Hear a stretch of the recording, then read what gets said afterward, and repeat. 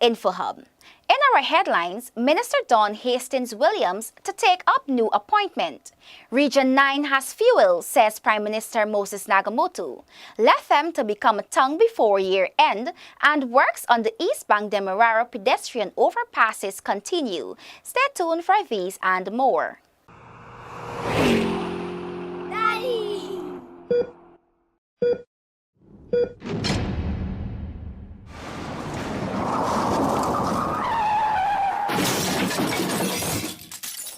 Now for the details. President David Granger announced that Minister Don Hastings Williams' appointment to the Ministry of the Presidency is in keeping with government's drive to provide more efficient services. Crystal Stahl has our first report.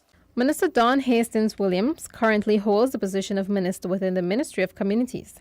However, come September, she will be appointed to the position as Minister of Public Affairs within the Ministry of the Presidency.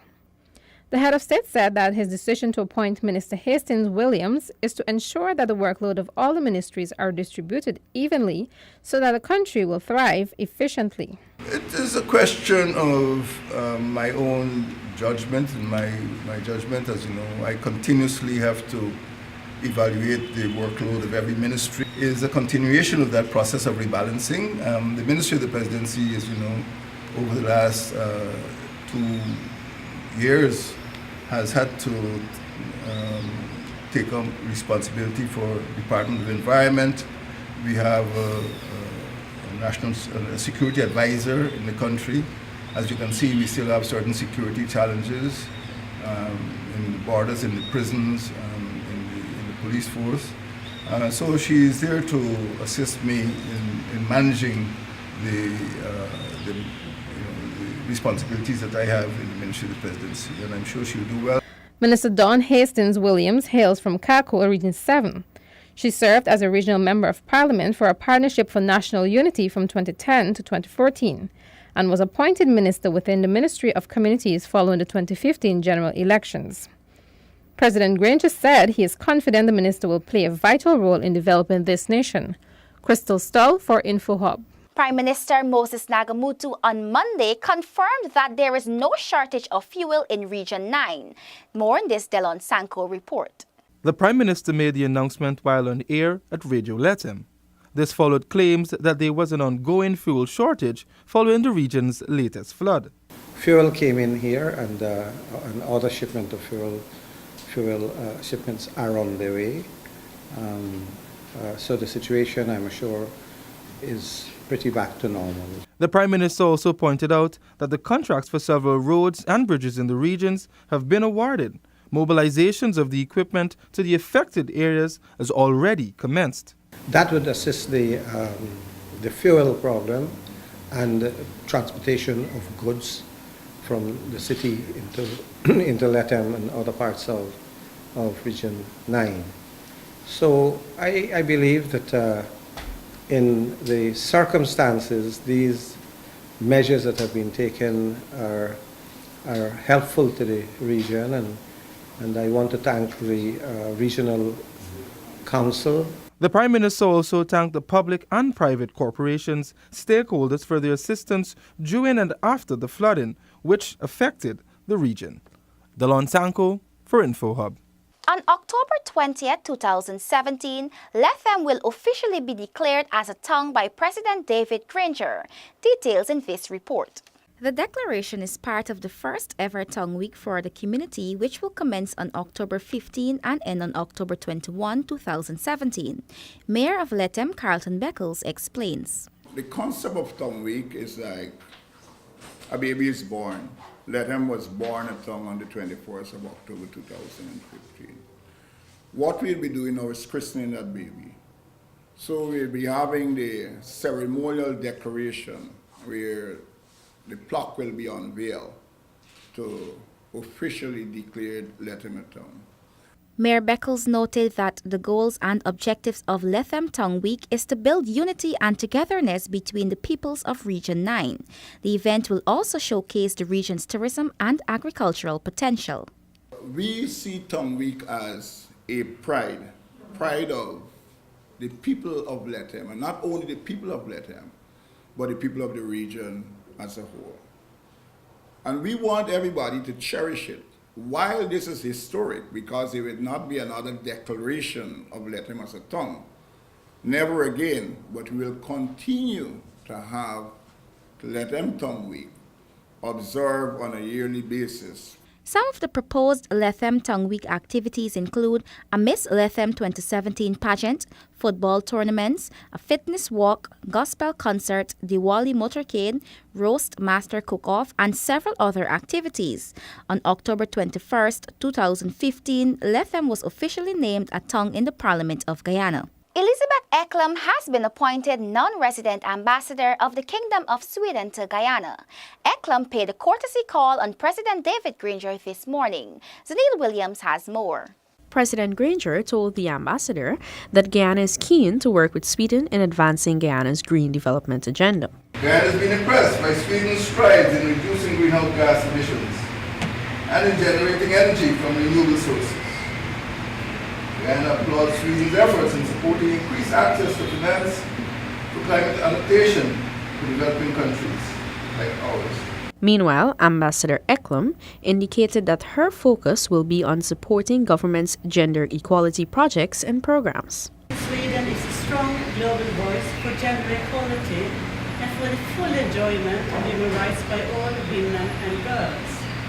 Gender equality and the rights of women and girls are both important goals in themselves, but also a prerequisite for achieving the overarching foreign policy objectives of peace, security, and sustainable development. Guyana and Sweden have had diplomatic relations since 1975. Zanil Williams for InfoHub. Crystal joins us again to report that education administrators have been charged to hold teachers accountable at an induction workshop. The Region 3 Department of Education today held an induction workshop for school administrators in that region. Head teachers were encouraged by School Inspector Jennifer Bourne to take full charge of their teachers in the new school term. While you are going to be friendly in a sense that you must be approachable, you have to be firm. If this is the policy, I'm not breaking it to please my mother. If you're supposed to get in the school 15 minutes before the time you're supposed to get there, then you better get here. But you know what? Some of you can't fight it because some of you going to school late. So the head teacher got to set high expectations. Coordinator of the workshop, Carolyn Daniels, explained the main objectives of the induction workshop. Having our newly appointed head teachers, we want them to be able to be very accountable, good record keepers, demonstrate high level of competency as school managers, and be better equipped for the new school year in order to function as leaders in the schools. Guyana Teachers Union representative Julian Cambridge, in his address to the administrators, revealed that Region 3 has the highest rates of complaints to the Guyana Teaching Service Commission. The administrators were urged to be more accountable. Region number 3 has the highest rate of teachers going to the Teaching Service Commission for various disciplinary matters. I want to say to you, challenge your teachers to ensure that we normally say it's a new term, it's a new school year, you're starting a new slate. So the new state you're starting is that you want to be good role models for your community and the children you serve. The workshop is scheduled to end tomorrow. Crystal Stoll for InfoHub. Coming up, Paul McAdam reports that works on the East Bank Demerara pedestrian overpasses continue.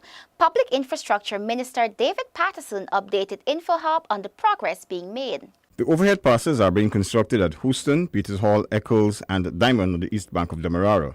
Minister Patterson confirmed that to date all of the piles have been installed and works should be completed before the end of the year. Some of the contractors have actually started doing the foundation. They're all 5 will be completed by November of this year in another 3 months, 4 months. So obviously, as you know, when it's finished, they will have not only access for able-bodied persons, there'll be lifts for the not so able persons and the elderly. So I'm excited to have that done and completed as well. Recently, Minister of State Joseph Hammond announced that a $364,000 contract was awarded for the pedestrian overpass at Diamond and a $1 million contract for those at Houston, Peters Hall, and Eccles. These efforts are geared towards eliminating congestion on the East Bank Demerara's traffic corridor. Paul McAdam for InfoHub. 12 students of the Ministry of Natural Resources Apprenticeship Program were able to gain more insight into the oil and gas sector yesterday. Here is Zanil again. The students visited ExxonMobil's office, the offshore rig, and the Center for Local Business Development, which held its first open house for local manufacturers yesterday. Rod Henson, ExxonMobil's country manager, said he was quite impressed with the young people's interest in the sector. Really happy to do this because these young people are the future for Guyana. Talked to several of them. Some want to be engineers, some want to be plumbers, some want to be technicians, and that's exactly what we're going to need in the future for this industry. So very excited, really sharp folks out there. InfoHub spoke to some of the apprentices. I'm so excited because Guyana is such a beautiful country and there's not much opportunities for youths to explore that and see the real Guyana, not only the city. All my life, since I was small, I want to become a doctor, but now I'm reconsidering I want to become a petroleum engineer now. I'm really proud to be in the Youth Apprenticeship Program for the Ministry of Natural Resources. However, sadly, today's my first day because I wasn't able to make the first week because I was in a student program for innovation in science and engineering in Barbados. And this has really opened my eyes to the different prospects I have as a petroleum engineer in the future. The students are part of a 3-week program which seeks to reverse the negativity connected to the extractive sector and showcase the work being done by the Ministry of Natural Resources.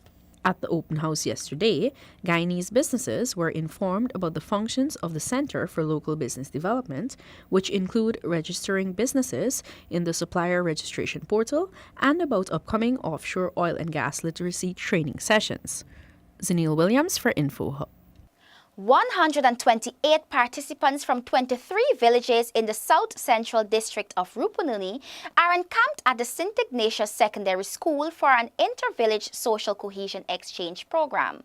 The program, which began last Monday, is aimed at building community relationships and providing youths with leadership and other life skills.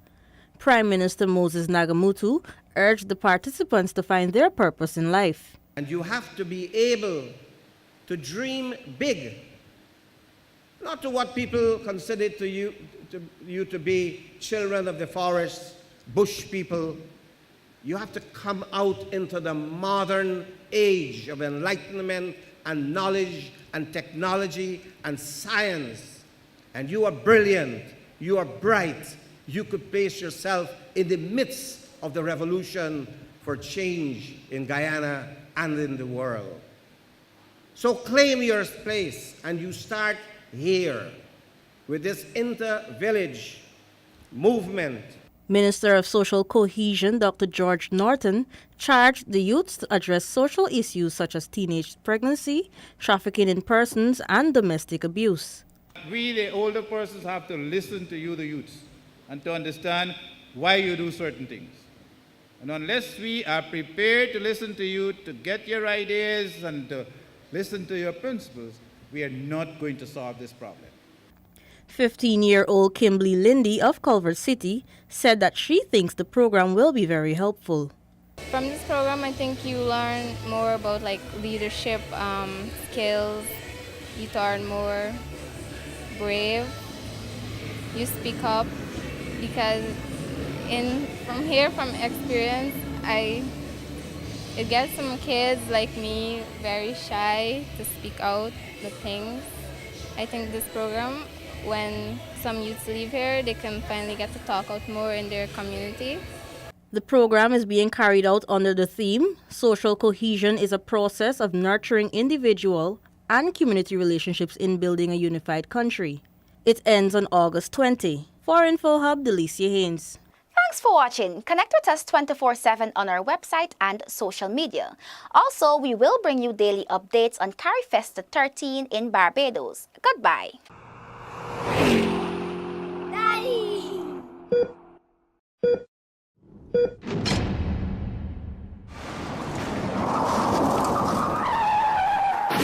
News.